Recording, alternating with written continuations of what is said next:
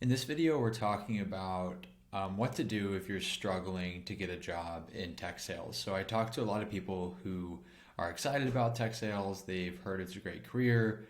So they go about the process of trying to get a tech sales job, but then somewhere along the way, they get stuck, they get discouraged, they stop trying. So what I want to achieve with this video is to give you a really clear and simple framework so that if you are in that position where you want to get into tech sales, but you're not getting job offers or you're stuck, you should be able to use this framework to think really clearly about, okay, what am I doing? Where am I at in this process? What am I doing wrong? And what can I fix? And it's really simple. So it's all based on the diagram you're looking at on the screen. This funnel shape is the same thing as sales. You've probably heard of sales funnels before. Once you start working in sales, or if you've already worked in sales before, you'll definitely see this funnel shape a lot. In the sales world, it's usually leads at the top and then pitches and demos and then closed deals at the bottom. But the same exact diagram applies to the job search process as well. Instead of sending out cold emails, you're sending out applications. Instead of doing interviews, you're doing pitches and demos. And then instead of closing deals, you're getting job offers. But it's the exact same principle. And so the principles that I'm going to teach here to determine where you're going wrong in your job search process are the exact same principles that salespeople follow to determine why they're not closing enough deals. And so essentially, what you're going to do is you're just going to look at the numbers or the data in terms of how many applications you've sent, how many screening calls you've done, how many interviews you've done, and how many job offers you've gotten. And then those numbers or that data is going to tell you where your problem is. It's going to tell you what you need to fix. So starting at the top, the rule that we preach at Break Into Tech Sales is you need to submit at least 100 applications to get a tech sales job offer. So if you haven't already submitted at least 100 applications, then that's where you need to start. Go to LinkedIn, go to other job search engines, although LinkedIn is definitely the one we recommend. You can easily send out over 100 applications on LinkedIn. So that's the first thing. If you're not getting any offers yet, make sure you're sending out at least over 100 applications.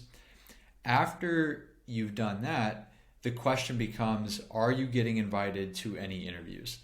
You can see on the screen it says screening calls, because that's usually the first interview. It's usually a call with a recruiter. Well, they will check if you meet the basic requirements for the role. And that's the very first step after you submit an application. You'll get an email from a recruiter saying, hey, we'd like to schedule a call, and then they'll send you a link to schedule that call. So you're not going to get screening calls for every single application you send out.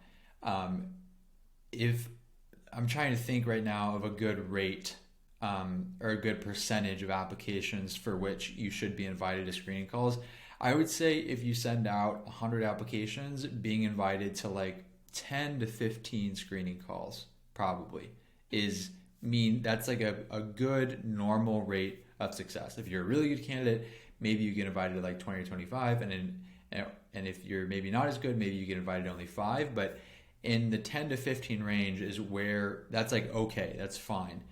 So if you're getting below 10 to 15 invites to screening calls per 100 applications, then there's something wrong with your applications. Now, this could be a lot of things. It could be your resume is bad. It could be you just don't have the skills for the job. It could be like the formatting of your resume is bad.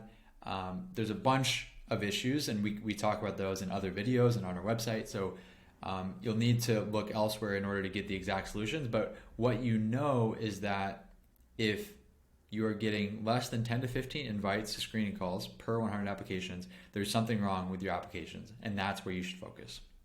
Okay, so now if you're getting to the screening calls and you're getting 10 to 15 screening calls or more, it's the same process.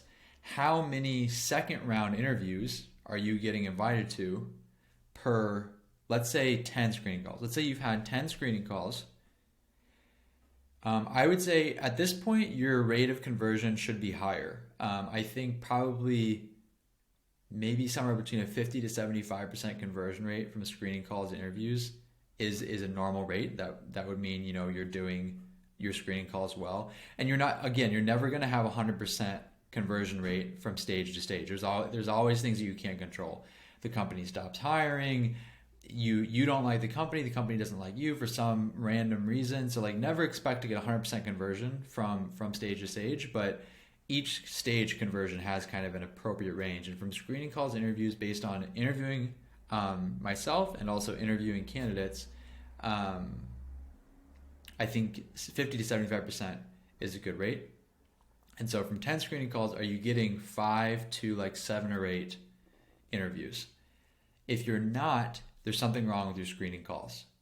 Either you don't have the basic requirements for the job, and that becomes obvious to the recruiter, and so they're not passing you along to the second interview. What I think happens a lot, especially for sales roles, is before the screening call, they've just learned about you on paper. When you get on the screening call is the first time the company and the recruiter are going to learn about you in terms of your phone presence or your video presence. And so if you're really bad on the phone or really bad on video, most of the time it's because you don't have very good communication skills, then that's going to become obvious, and that's a main reason why you won't get passed along to the interview round. So again, moving on to the next step, same philosophy. So let's say now you have 5 interviews in the second round, and depending on the interview process, sometimes you'll have your screening call, a second interview, and then almost always a third interview, and sometimes a fourth interview, but we're kind of just wrapping all the interviews into the same stage here. So let's just say you have 5 interviews, and we're just counting like all the interviews as one.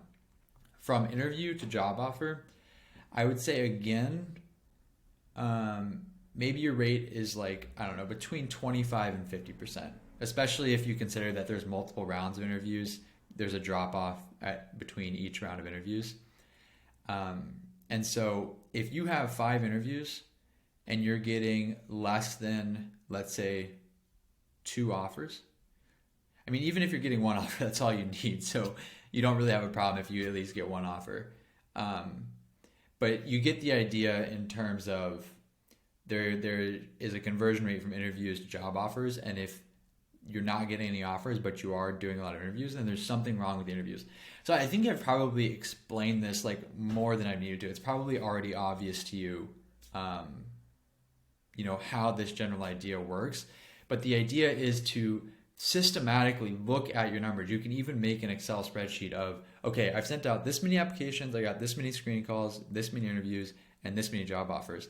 And you should see there will be a blockage in the pipe somewhere. There will be a bottleneck where it's like, okay, I am not getting from this stage to this stage. And if that's the case, then the problem is with your previous stage. And so you'll need to go find resources for, how to have better applications, or how to do better screening calls, or how to do better interviews. That is hopefully a very clear and systematic way for you to determine, where you need to focus your time and energy if you're struggling to get a tech sales job offer. This next slide just really clearly breaks down what I've already described.